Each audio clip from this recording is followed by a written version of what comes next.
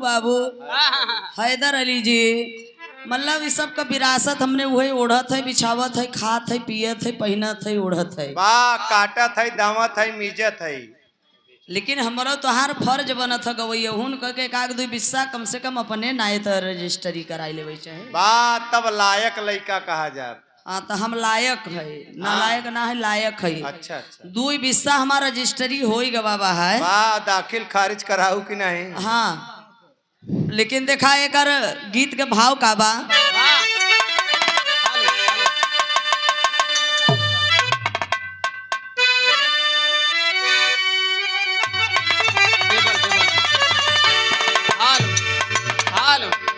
ठीक बराबर सही है। हाँ। तो आए मेरे आदिवासी 85 मूल निवासी कजरवा टिकुलिया सबे गावत है, भोजपुरी वाले ते कौ धुन छोड़े नहीं हैं। मेहरारून के कौ जगह नहीं छोड़े, ऊपर से लेकर नीचे तक कुल गाय दिहन। लेकिन हमारे जानकारी में वहाँ बीचे वाला बाकी बा उहो गवैया गाय देन आर ओझा जी ताबीज बनवा दी। मोदी जी के कम से कम 2 इंच तो बढ़ जाए। सही फिर तर्ज गायन कल्लू लगा दे चोलिया कहो करा जा जी। न लगे तो लगा दे थूक राजा जी। ओहो के पहले केवाड़ी में लगे सरवा चाला गवा, अब तो वन ओकर प्रमोशन होई गवा। मेहरारून के पिछवारे भोजपुरी बड़ी बड़ी गीत हैं। फिर कल्लू गायन वही जगह दाते काट ले राजा जी। हमारे तो भाई हर आज तक समझ में नहीं आए। वो काटत रहा कि ससुरा जीभ लगा के चाटत रहा। 3-4 जने जानेंगे। ओके के आसाराम राम रहीम दे चितवा बस करे। लेकिन देखा एक गीत हमारे चैनल पे बात सरो सरगम मिर्जापुर 63। तो आप लोग एक बार मिशन के लिए हमारे चैनल को सब्सक्राइब जरूर करिएगा, कमेंट करिएगा ताकि मिशन गीत आप लोगों तक पहुंच जाए, क्योंकि यही एक साधन है हमारा आप लोगों तक पहुंचाने का। गीत के लाइन में मास्टर है।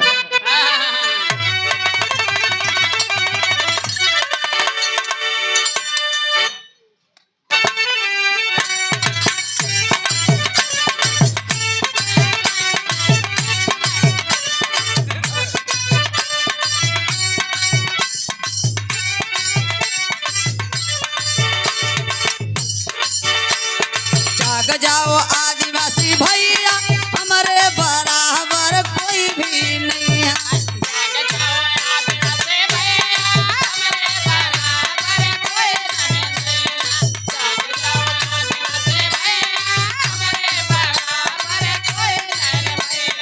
मालिक हैं हम इस देश के भैया, फिर काहे डूब रही हमारी।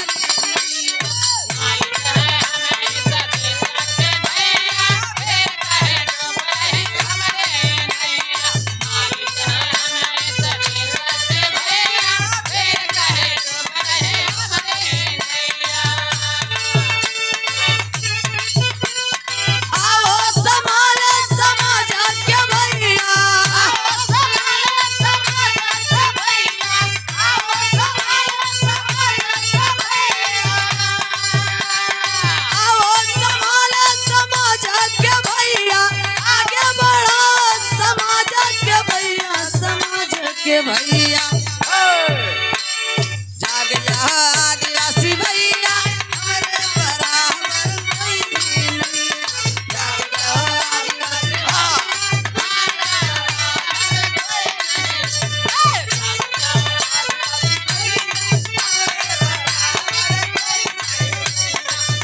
जाओ आदिवासी भैया हमारे बराबर कोई भी नहीं।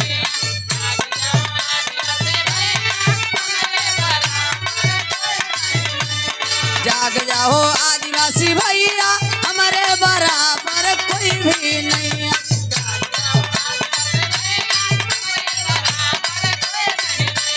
जाग जाओ आदिवासी भैया हमारे बराबर कोई भी नहीं।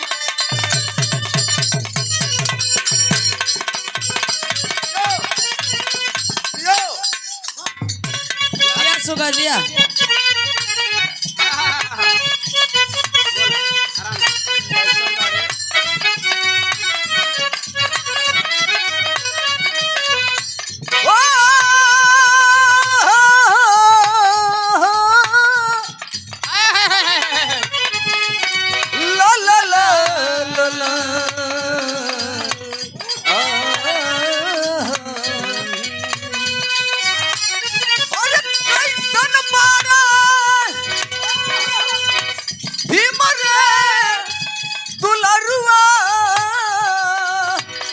करियई कोइल कैसन काशी राम बाहर मान्यवर कांसी राम जी जो ये आपके लिए साइकिल से चले, पैदल गए, कितनी लाठियां खानी पड़ी, कई बार जेल जाना पड़ा और घर से रोटी लेकर के निकल पड़ते थे। सूख जाती थी रोटी, पानी में नमक डाल करके भिगो करके रोटी को खाते थे। समाज को जगाने के लिए पूरे भारत देश में जगाने का काम किए। एक बार उनके बारे में सोचिए दिल से। धन्य है कांसी राम जी, आज वही विरासत है, बतावत है।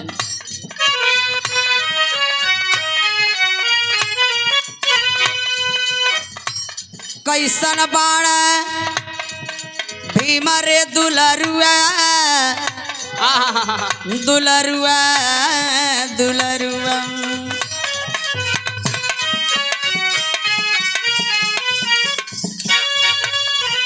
कैसन बाण भीम रे दुलरुआ कैसन बाण कांसी राम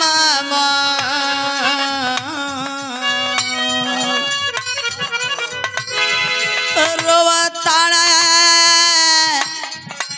ई 85 के लोगवा रोवताण ई बहुजन के लोगवा बोला नया नावा से लो रोवताण बहुजन के लोगवा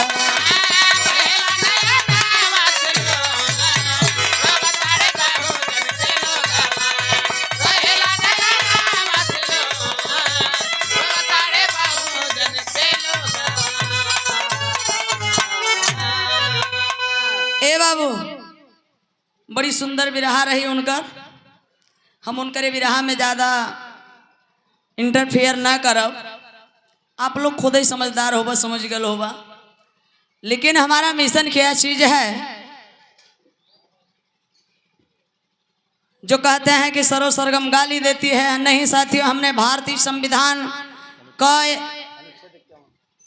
अनुच्छेद 51A के पाखंडवाद के खिलाफ बोलने का अधिकार, वैज्ञानिक सोच, मानवतावाद को बढ़ावा देना चाहे, निष्ठापूर्वक सरो सरगम ये पालन कर रही है कि हम पाखंड के खिलाफ, अंधविश्वास के खिलाफ संविधान में लिखा है हमें बोलने का। ये हमारे लुलुगा बुधुआ समाज कैसे सुधरी? स्वर्गीय गंगाराम जी के छोटे भाई राम सिंह दाऊ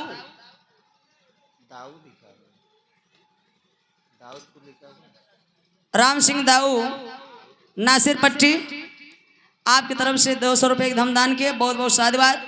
जय भीम, जय भारत, नमो बुद्धा। देखा क्यों केतनो पढ़ा लिखा रहे ओकर लेखनी पढ़े में थोड़ा दिक्कत होता। दूसरे केवल मेहर निक लागत है।